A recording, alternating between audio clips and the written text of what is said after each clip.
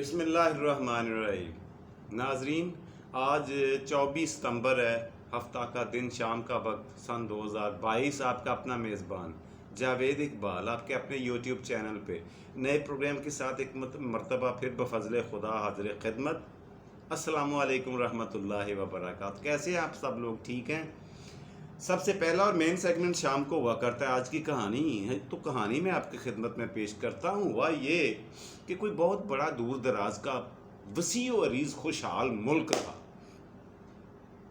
وہاں پر جو شخص بادشاہ کی کرسی پر بیٹھا بادشاہ بنا، اتفاق سے وہ بادشاہ بننے سے پہلے 10 سال تک جیل میں رہ کے آیا۔ حالات نے، ماحول نے اسے گرداب میں لا کر، اس کو چکر ویو میں لا کر اس کو جیل میں جانے پر مجبور کر دیا، اور وہ کسی ناکردہ جرم کے سزا کے طور پر جیل کاٹتا رہا، اور عقوبت خانے میں بڑی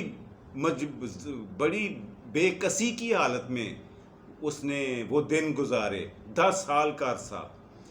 پھر وقت کا پہیہ الٹا گھوما، اس کے زوال کا ٹائم ختم ہوا، عروج کا ٹائم شروع ہوا اس بندے کا، اور وہ بندہ اپنی سٹرگل سے، اپنی جدوجہد سے، اور سب سے زیادہ خوش قسمتی سے، اور اس سے بھی زیادہ اللہ کے فضل و کرم سے، وہ اسی ملک کا بادشاہ بن گیا۔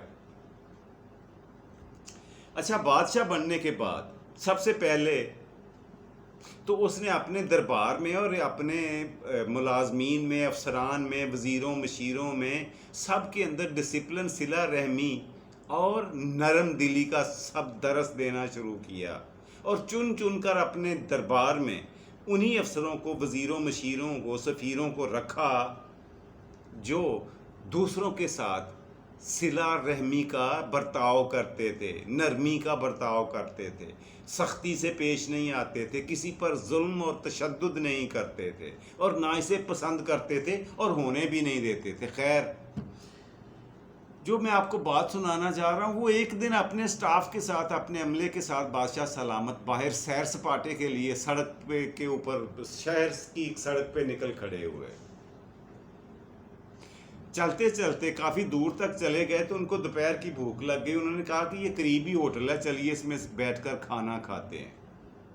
سارا سٹاف بھی ہے، اور بادشاہ سلامت نے ایک بہت بڑی میز لگوائی۔ اب کسی کو نہیں پتا تھا کہ یہ بادشاہ ہے، ہوٹل والوں کو تو نہیں پتا، عملے کو پتا ہے، کیونکہ انہوں نے کپڑے بھی سول پہنے ہوئے تھے، لباس ساروں کے سول آدمیوں کے جیسے تھے، شاہی لباس نہیں تھے۔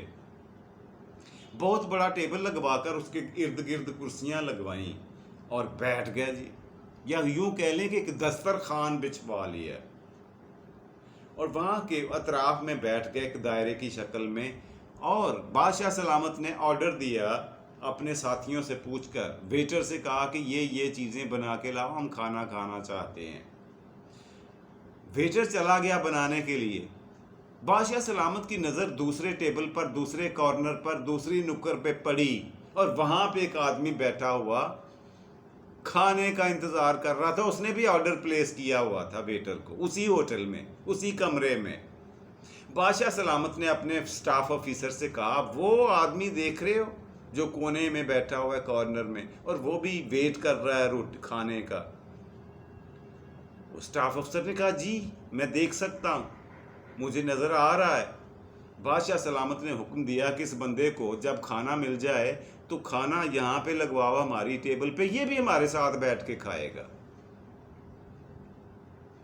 اب جیسے کھانا جب آ گیا، بادشاہ سلامت اور اس کے عملے کا بھی اور اس بندے کا بھی ٹیبل پہ لگ گیا، اس بندے کو لوگوں نے جا کر، ملازمین نے پکڑ کر لا کر بادشاہ کے ساتھ کرسی پر بٹھا دیا۔ اب جب کھانا کھانا شروع کیا سب لوگوں نے، تو اس بندے کی جو کارنر سے اٹھا کے لا کے بٹھایا گیا تھا، اس کے کھانا کھاتے ہوئے ہاتھ کانپ رہے تھے، چہرے کے اوپر جنبش طاری تھا، بدن میں کپ کپی تھی۔ اسی حال میں بادشاہ سلامت کھانا کھاتے رہے، اور تھوڑی تھوڑی دیر بعد اس کی طرف دیکھتے رہے۔ کھانا تھا کہ اس کا تو ختم نہیں ہو رہا تھا، بادشاہ سلامت نے اور ان کے ساتھیوں نے کھا لیا، اس کے حلق سے اتر ہی نہیں رہا تھا، اس نے کھانا آدھا ہی چھوڑ کر اس پر اٹھ کر بھاگ کھڑا ہوا، چلا گیا۔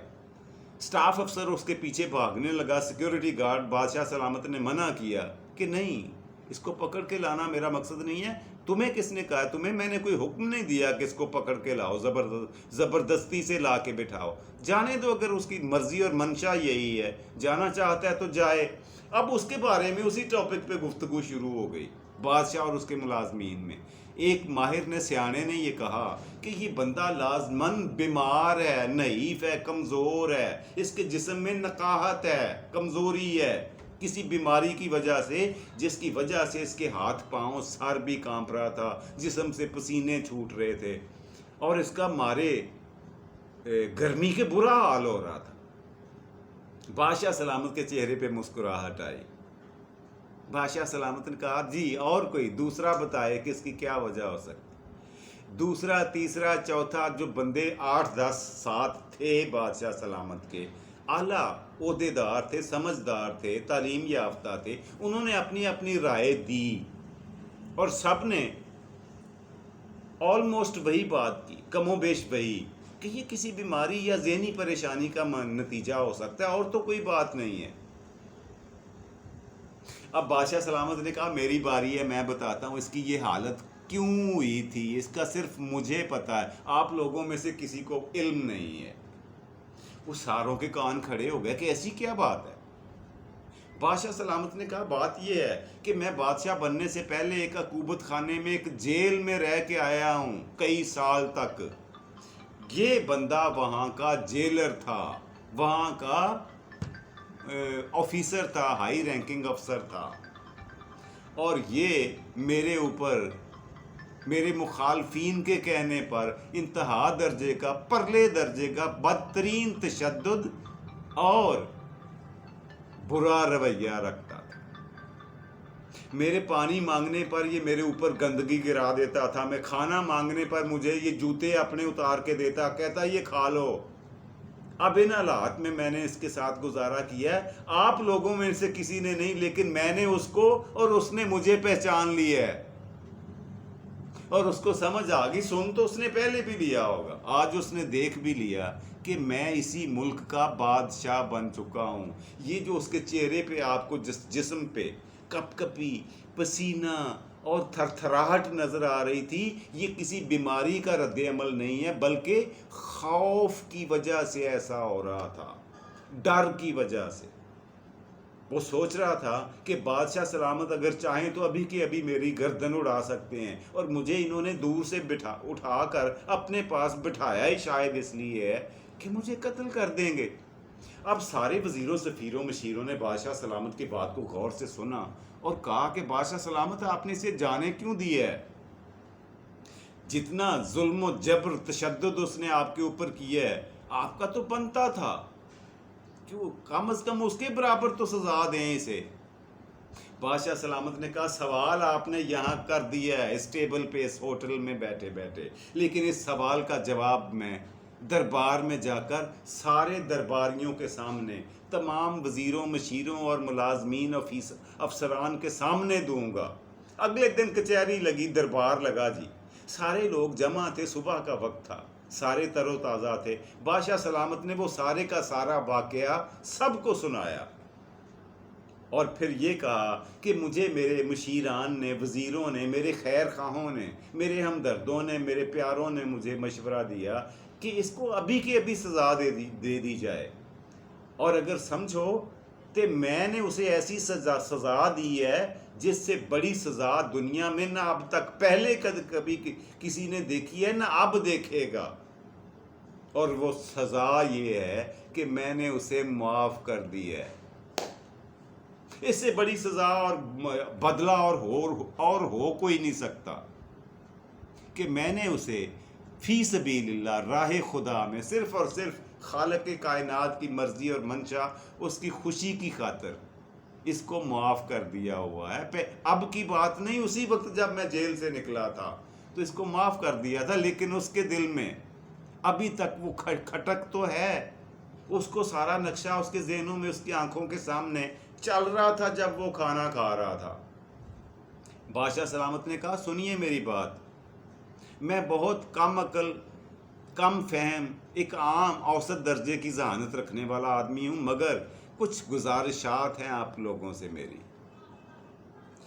کہ یہ جو معاف کر دینا ہوتا ہے نا، یہ چیز جس صبر اور درگزر کرنا، جس معاشرے میں، جس خاندان میں، جس محلے میں، جس ملک میں بھی یہ چیز ناپید ہو جائے، وہ اس ملک کی، اس محلے کی، اس گاؤں کی، اس شہر کی بربادی وہاں سے شروع ہو جاتی ہے،